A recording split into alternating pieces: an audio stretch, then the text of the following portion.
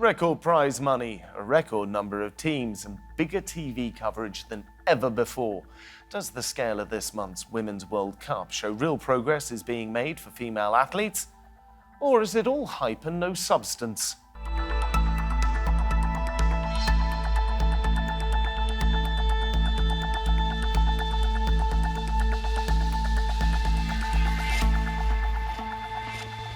Welcome to the programme. I'm Philip Hampshire. A little more than a decade ago, 16 countries competed for football's ultimate prize in Canada. The winners, the United States, received $2 million for their efforts. This year, the squad that wins the Women's World Cup will get $10.5 million. So is that a sign of positive change? Or are the rewards still too low compared to their male colleagues?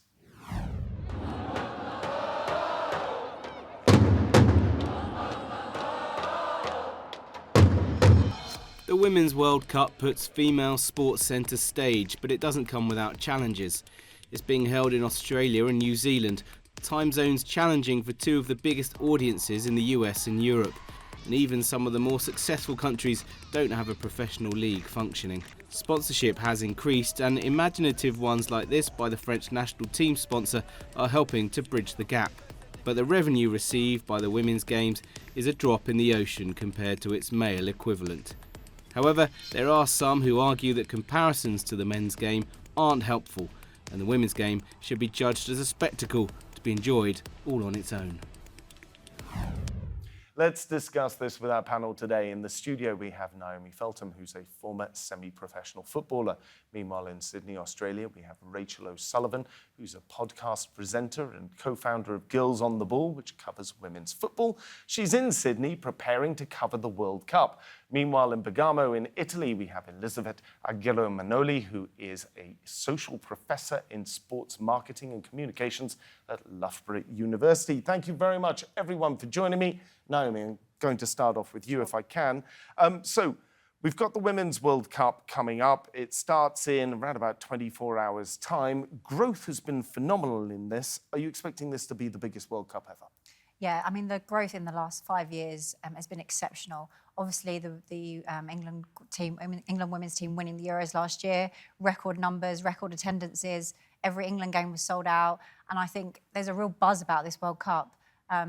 Never before have we seen so many adverts on the telly, big sponsorships happening. I think this is going to be the best World Cup for women's football ever. What do you think is the trigger? What's made it bigger this time around? Because the World Cup for women has been going since 1991, and it seems to be somewhat of a slow burn. Sure. I think some of the big brands that have backed the women, for example, Barclays sponsoring the Women's Super League, who also sponsor the Men's Premier League, has helped a lot due to the funding. And record attendances. You have young girls, young families attending games, dads, husbands, brothers, all sorts of family members attending the games, which is really bringing love for that and passion for women's football. And I think people are really realising that there's no disparity in men's and women's football anymore. The quality is there. And I think that was always the challenge that we had, because people didn't believe that we were as technically as strong and as good as the men. But it's very, very clear now that is we're on par, if not better. Let me bring this across. Rachel, I'm assuming you agree with all of that, so let me put this slightly differently to you. What do you think is causing the growth in women's football right now? Is this bottom up, or is this top down as more and more companies sort of say, no, we want to sponsor this, which is pushing the money into it, and that's what's fueling the growth? It's probably a little bit of both. I think it's probably more top down than bottom up. I think we need more investment in the grassroots still. But I think the more opportunities you're providing for young girls, the more interest we're seeing from the bottom up. But yeah, the investment is key. And I think every major tournament, particularly from, say, London 2012 Olympics, there's been a real growth in every major tournament. Every time we've had a Euros, every time we've had a World Cup, it's been bigger and better. And it's only going to continue with that upward trajectory. The more we invest in it and the more broadcast deals we see and the more coverage we see, the game's only going to improve. Elisavet, this is the first World Cup where the Women's World Cup television rights have been sold as their own separate thing. previously they were sort of tacked on to, oh, you're buying the Men's World Cup football rights. Would you like to buy the under-17 rights as well for a little bit on? Do you want a little bit on for the Women's World Cup rights as well? Is that part of the big difference that we've got here, or is that just more of the same? It's all part of the same flow forwards? Well, it is part of the growth, we're saying. So we have to recognize it as a big milestone. But at the same time, we have to be honest about it. So the deal wasn't signed until the very last minute. We also know that there were a number of challenges there. And if we look at women's football beyond just the World Cup, there's a number of women's leagues in Europe that are still struggling to get their rights sold. They're still struggling to get their matches even online, even offered for free to the audience. So it is, yes, a sign of progress, but it should not make us all rest and relax and think that, we've made it. Well, let me bring this back across to you. What do you make of the difficulties that the smaller end clubs are having in selling, or the smaller end leagues are having in selling their TV rights? Because TV rights is kind of where the money is in sport, isn't it? Completely. And although that, the Women's Super League does have some of the TV rights, there's still that barrier of you're putting games on in non-working hours. So, for example, they play games on a Saturday morning or a Sunday morning and a Sunday evening where... This is the television play the games. Yes, exactly. And there's always that challenge that if you're going to take your two children, you're not going to go to a game at 6:45 on a Sunday evening before they're going to school. And that's always the challenge. If you want to grow the game and encourage people to come and attend, put it on in prime time. Allow them to come on a Sunday at 2 o'clock or 12 o'clock where they can have that. And that's the challenge that they're having is, as the other debaters have said, although we're getting somewhere and we are moving forward, there's still a lot of barriers to entry, and the championship clubs still struggle a lot. They don't have any access to television rights, and they're still being self-funded the whole way, and they don't get the backing of some of the big clubs like the Super League teams do. Well, let's have a look at some of the facts around this World Cup. This is the first Women's World Cup to be hosted by 2 different countries, with 32 different teams competing. That puts participation on the same footing as the men's level. There are 8 debutants, underlining the growth of the game in new markets. Only Qatar were new performers if we were to look at the men's event. Significantly, though, the prize money available has leapt up from $30 million to $110 million. Rachel, with $110 million versus $30 million, what more can be done with this? I'm sure that there'll be a lot of viewers sitting there at home going, well, hang on, the facilities must already be in place for the men's game. What does the women's game need that extra money for over and above sort of the fixed costs of having a stadium, having grass, having grounds people, having balls, all the things that you require? Where does the extra money go? What do you do with it? Well, I think it's maybe a bit of a pipe dream to think that the women have the same access to the facilities that men do. Yes, in major tournaments, they're playing in good stadiums, but a lot of domestic clubs aren't playing in their main stadia, in their club stadia, and they're playing in sometimes subpar pitches. We're still seeing pitches probably quite fairly regularly rained off or frozen during the winter, which can be a little bit frustrating. So there's lots of things that can be done with that money, whether that's going to paying players, if you're seeing players, guaranteed a certain sum of money. And also it should be going into grassroots. It should all be fed back into that federation, into the women's side of their football federation, and not just across the federation as a whole.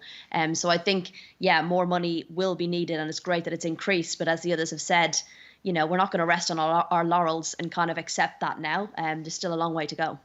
If you were having to advise sort of the authorities on where to go next, do you look at sort of boosting training levels for younger girls to get more young girls and more talent into the game? Or do you sort of try and make more people at the top stars, because stars might cause people to go into the game in and of themselves? Well, I think we don't even have equity across the top league. And I think we often think that the money should be going into the top teams, when really, if you're growing the game from the bottom and the championship, all boats rise. If you're investing in all of them, you're not going to suddenly have championship teams suddenly taking over your top teams in the top league, for example. So I think creating more equity across those top divisions, and of course funneling that down into your grassroots, is key. It's, as you said earlier, it's a bottom up, top-down approach. We can't kind of just put it all into one place. And these federations have been, managing football for an awful long time. They'll have facilities in place to do that. They just need to start doing that in the women's game as well, and providing similar opportunities. Right, we'll get into the equity in just a second, because obviously how you define equity, where you draw the lines, what levels pay is going to be, that's all a very important part of the women's game at the moment. Elisavet, I'm going to bring it down to you, though. If I were to go out onto the street, obviously I'm in London, it's a little bit of an unfair comparison, but if I were to go out onto the street in London and ask a random person to name 10 male footballers, they could probably do it. If I were to ask them to name 10 top-flight female footballers, they might get Megan Rapinoe, you might get a Hope Solo, you might get sort of 3 or 4 names, and then people would stutter out. Does the game need more stars at the top? How long do you think it will be before, say, a Gillian Coulthard, who was a hero of women's football, becomes a household name? Well, it really depends on the marketing strategy they adopt on an individual level. The abundance of social media and the different ways in which individual athletes can promote themselves have now revolutionized completely the way in which they become known. So less funds are needed, but equally, there needs to be a wider push for these things to happen. So in order to grow sport in general, you don't need one big star. One big star is not enough. If that was the case, then we would have seen wider participation directly after, I don't know, an Olympic gold medal. And we do see some interest, but if we look at long-term trends, that doesn't really add up. So it would take some time, but it would also take some kind of a long-term approach, step by step. So you need some stars, yes, but you also need the infrastructure. You need continuous pushing out on media. You need people to be constantly reminded of the success or the efforts, the route to success, by sponsors, by the governing bodies, by everybody around. It is not something that can happen overnight. And yes, we do see growth. But again, we can look at what happened in England after, the success. In theory now, every single girl would be playing football. Well, are they? Let me bring this across to Naomi. Naomi, does the women's football team in, say, England have to win the World Cup? Because then that immediately removes the barrier. We all know that all the newspapers would go nuts if the England women's team lifted up the cup. Is that what it takes? And everything will be quiet. They've already got 3rd place, which is better than any other England football side way back till 1966. I mean, it's definitely a helpful factor, but it's not going to change everything. It didn't change anything for the States, and they've won it 4 times. Exactly, and I think that, last year, you mentioned about household names. There are some women now who have become household names. Alessia Russo, Ella Toone, Chloe Kelly scoring the winning goal in the last few minutes against Germany. They have become household names, and they're getting there. And young men, young boys and girls are having their names on the back of the shirts. But there's still a massive push. And I think 5 years from now, I'd like to think that we're in a better position where there is a real pathway for young girls to come out of school and play football as a professional career. But at the moment, we're still at that barrier where girls get to 12, 13, and whether it's a personal reason or there's no pathway, they fall out of women's football, and there's just no pathway for them to become pro and which have was a one of the career. difficulties you faced. Yeah, exactly. I played for West Ham United ladies growing up from the age of 13 to 16, and for me there was no Super League in place at that time.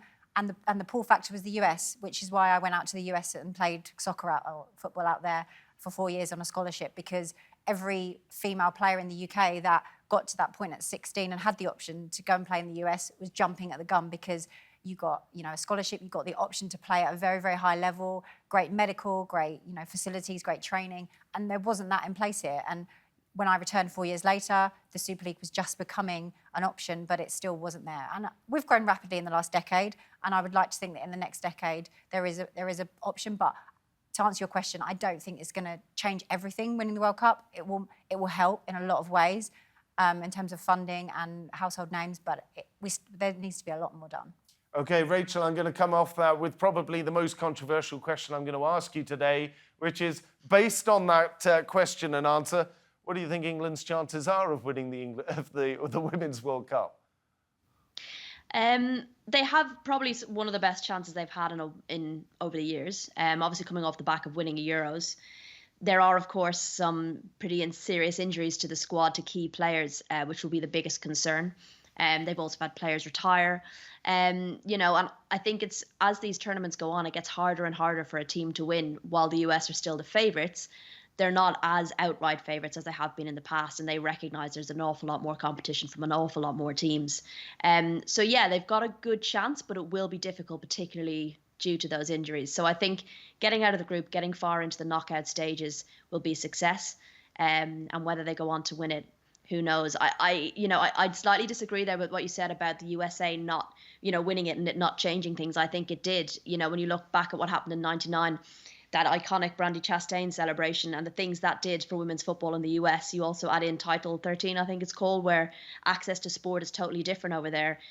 After the 2019 World Cup, the USA women were outselling, they were the highest selling shirts in America, outselling their men's team. They were bringing in more revenue. So winning multiple tournaments does change things. They are some of the most recognizable sporting stars over in the US. It's not the answer. It's not going to suddenly change things overnight. But what the US have done has changed the sport in that country. The US has a slight advantage over a lot of other countries in women's football, in that in the United States, if we look at the men's football, if you're trying to pick up young boys who are good at sport, their first choice on their list might be to play American football, say, and then their second choice on their list might be basketball, and then their third choice on their list might be baseball, and then their fourth choice on their list might be ice hockey, and then you get quite a long way down the list before soccer crops up on a US boys' list of sports that they'd like to be an absolute hero in, whereas in the United States, girls seem to play soccer for longer.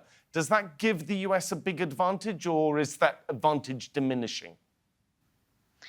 I think the US have an advantage because of the access they have to sport and for how long they have the access from a young age. I'd actually argue that having so many other sports that the men's team are so good at and so popular at, you would think would mean there's more eyes on those teams and less on the women's team, and that's not the case. There's a lot of support for the women's soccer team in the US, despite having so many national sports for male athletes to play and to succeed at. So I think it gives them advantage absolutely in terms of the access to facilities, the access to being a professional athlete from a young age and understanding what that means. And I think there's not a lot of teams in the world that necessarily have had that for as long as they've had. But I think, other teams are catching up. We're seeing much more federations invest in their teams. And that is why we've got so many potential winners of this World Cup. Elisavet, if we have a look at the teams that are competing in the World Cup, who do you think is doing women's football right or doing women's football best? Given that everyone's been starting out from a relatively new, fresh base, everybody's trying things out for the first time, who is doing things the right way? I don't think this is a fair comparison to make amongst teams. They're all doing their best based on the existing circumstances. So England, of course, is doing great. We've seen that there's, again, a push from commercial partners, especially following the Euro. We've seen that they've been more outspoken. They've had more time in media. We've seen the National League getting better coverage and getting more fans through the door. So this is an excellent example. We've seen France with their new social media campaigns trying to push kind of a different image, actually attacking stereotypes, but in a very, very smart, direct way. If you haven't had the chance to, please do have a look at the latest campaign they've actually released on social media. Italy is doing very well. Their national league has just been made professional. So we see steps there as well. We see that the athletes here, female athletes, are using their social media better to, again, grow their own brand, but the reputation of the sport as well. We see examples everywhere around the World Cup. And of course, the US, of course, the historical big teams, but we do see a lot of efforts all around the world, and it's worth commenting. Or I shouldn't forget what Australia is doing. I really, really like their marketing campaigns and how they're promoting the national team. They're all amazing efforts that we should recognize. Right, Naomi, I think it's time that we get into the thorny issue of pay.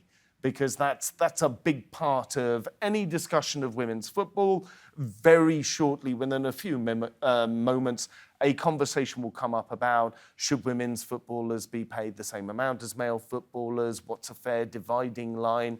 Do you judge it based on audiences? Do you judge it based on sales of television rights? Should there be flat fees and everyone's paid the same? Where do you stand on that? And how do you even start picking it apart? Yeah, there's multiple factors. I mean, a chairman's perspective, he's going to look at footfall through the door and TV rights because naturally he's the one covering the salaries.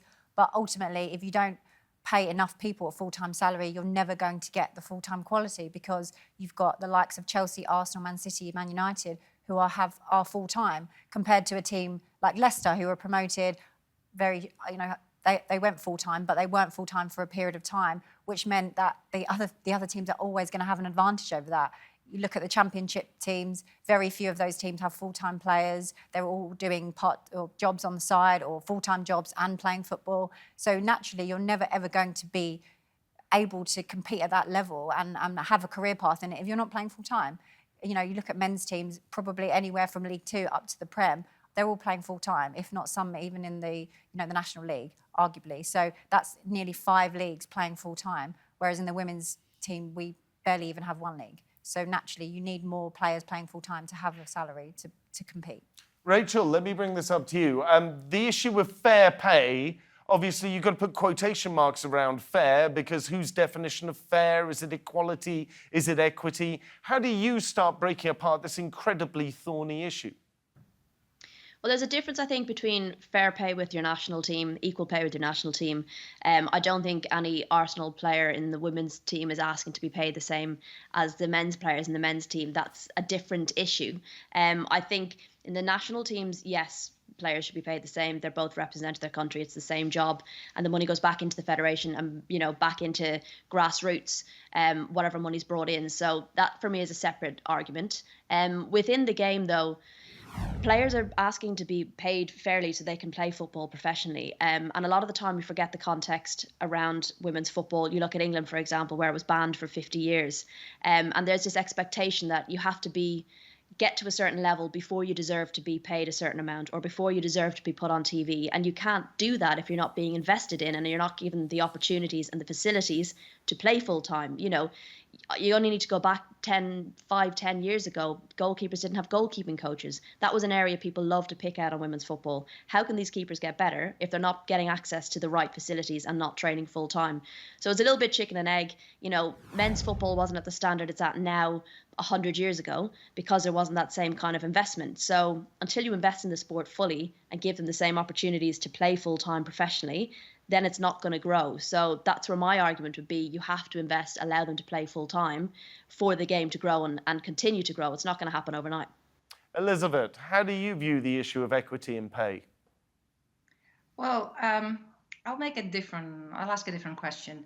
We talk about fair amount of money. What is fair in general? So if we look at some of the significant amount of money that are being invested in men's sport, some of the amounts of money that professional megastars are receiving, is that fair?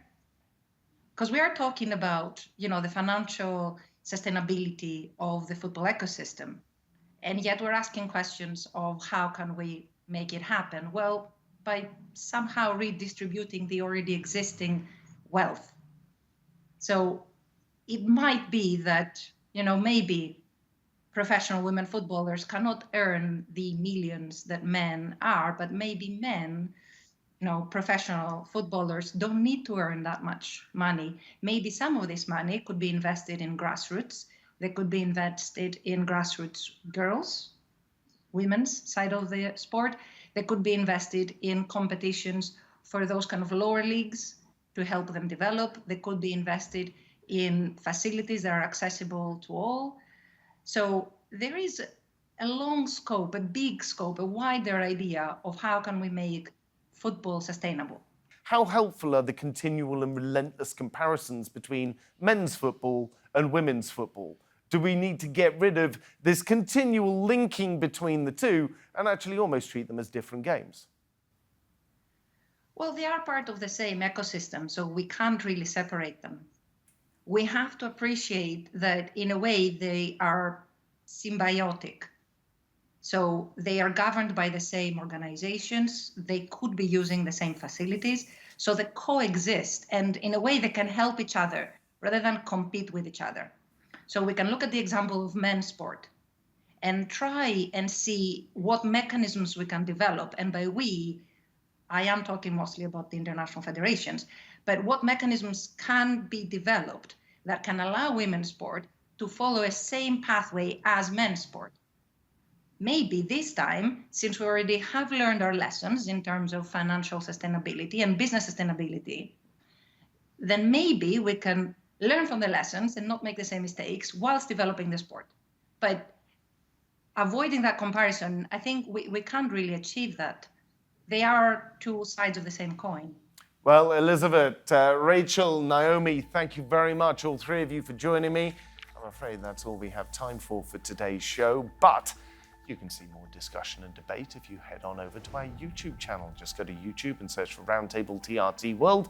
But for now, from me here and the entire team, thank you for watching and goodbye.